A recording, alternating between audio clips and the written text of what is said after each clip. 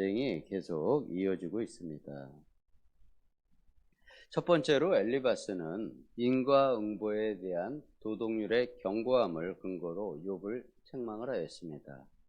그에 대하여 욥은 자신의 현재 경험이 인과응보의 도덕률로는 설명되지 않는 깊고 신비한 현실이라 답변을 하지만 친구들은 이해를 하지 못했습니다.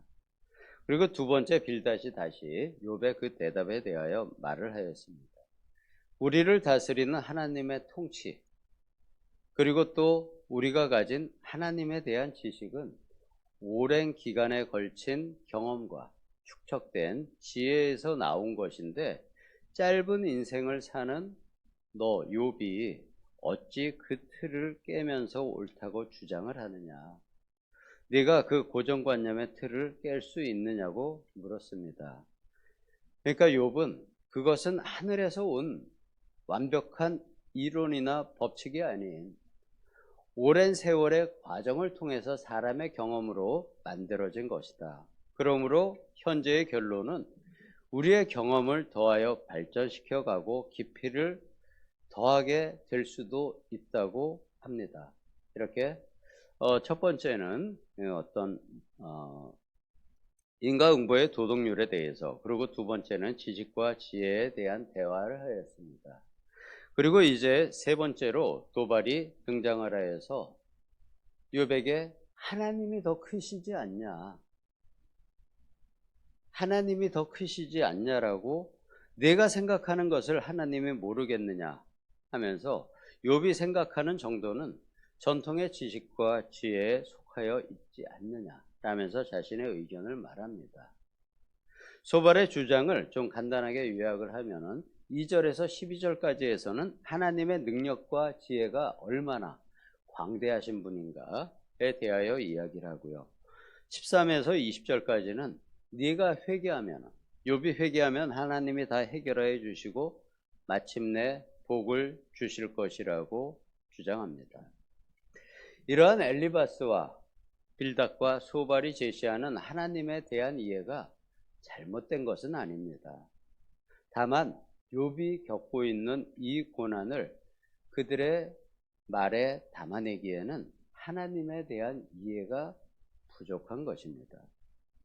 이것이 욥기의 아주 중요한 주제이고, 이제 세 번째 주제는 하나님은 어떠한 분이신가로 넘어가고 있습니다. 우리 성도님들은 하나님이 어떤 분이신가에 대한 질문에 어떠한 답을 각자 하실 수 있으실까요? 이 하나님이 어떠한 분이신가에 대한 대답이 어쩌면은 내가 지금 마주하고 있는 현실, 그 현실을 신앙으로 담아내는 깊이가 됩니다. 그런데 내 신앙으로 현실을 담아내지 못하는 부족한 부분, 즉 현실과 신앙의 갭이 있는 그 틈만큼이 어쩌면은 내가 누군가에게 책임을 추궁하는 부분이 되기도 합니다. 이 책임 추궁은 때로는 원망으로 나타나기도 하고요. 때로는 불평으로, 아니면은 누군가를 향한 비판이나 정죄를 담아서 풀어내게 됩니다. 그리고 때로는 이 추궁이 하나님을 향하기도 하고 때로는 사람을 향하기도 합니다. 욥기에서 친구들은 욥에게 틀렸다고 합니다. 근데 그러한 현실에서 욥은 혼자이고 지금 고난 중에 있으니 변명을 해도 듣지를 않습니다. 욥은 이렇게 하나님께는 칭찬을 들었지만 고난 가운데서 사람에게는 정죄를 받습니다. 우리가 신앙생활 중에 경험하는 큰 시험 중에 하나는 내가 간절하게 구하는 것을 하나님께서 그 답이나 결과를 감추시고 잘 보여주지 않으시는 것입니다. 가짜로 포장을 한 어떤 사람은 세상에서 눈에 보이는 좋은 결과로 큰 소리를 치기도 하고 보상받는 모습도 많이 보입니다. 이때 하나님은 우리에게 하나님의 크신 모습을 우리가 보기를 원하십니다. 하나님이 믿음의 사람에게 받으시는 영광은 승리나 자랑이나 힘이 아닙니다.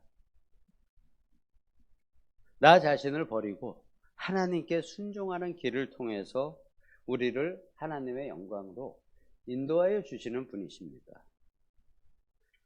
욥과 또 우리는 심한 고통으로 죽고자 할 때도 있지만 예수님은 다른 사람의 죄와 허물과 약함을 대신하여 죽으셨습니다. 우리는 예수를 믿는다는 의미의 깊이와 그 신비를 보다 깊이 묵상을 해야 합니다. 하나님은 우리가 이해하는 지식이나 어떠한 개념보다 더 깊고 크신 그러한 분임을 더 알아가는 것이 우리의 신앙의 깊이입니다.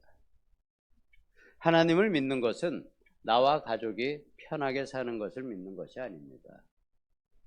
이 바람이 우리 신앙의 큰 부분일 수 있지만 예수님은 부자가 천국에 들어가는 것이 약대가, 낙타가 바늘구멍을 통과하는 것보다 더 힘들다고 하신 말씀의 깊이를 알아야 합니다.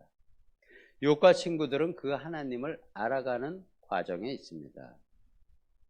로마서 5장 3절 이하에서 환난이 인내와 연단을 거쳐서 소망으로 이르게 되는 것은 내가 이해하는 수준의 믿음의 벽이 나타났을 때, 내가 믿음으로 이 현실을 이해하거나 뚫고 나가지 못할 때, 그것을 경험하며 뛰어넘음으로 하나님께서 나를 향하신 소망에 나의 깊이를 만들어가는 과정입니다.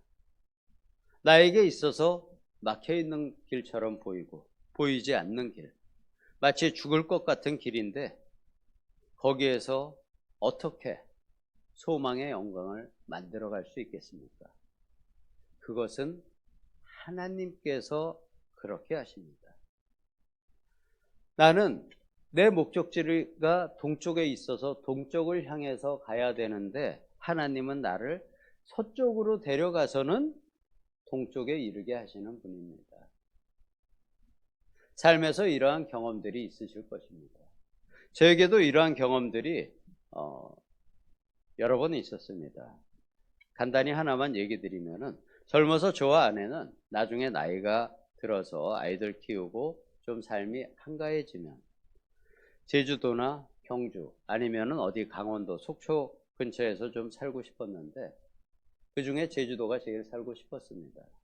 그런데 하나님은 나의 인생에 있어서 내가 가장 어려운 시기에 우리 가족을 제주도로 보내셔서 제주도를 마음껏 경험을 하게 하셨습니다. 하나님은 우리의 생각과 관념으로는 알 수가 없지만 그 하나님을 깊이 있게 알아가는 과정이 바로 우리의 신앙 여정입니다. 삶에 힘든 일이 생겼을 때 우리는 문제의 해결과 마음의 불안, 두려움이 없어지기를 구하지만 하나님은 그 문제를 통해서 우리를 하나님 앞으로 초대를 하십니다. 하나님께서 나와 독대하기를 원하시는 것입니다.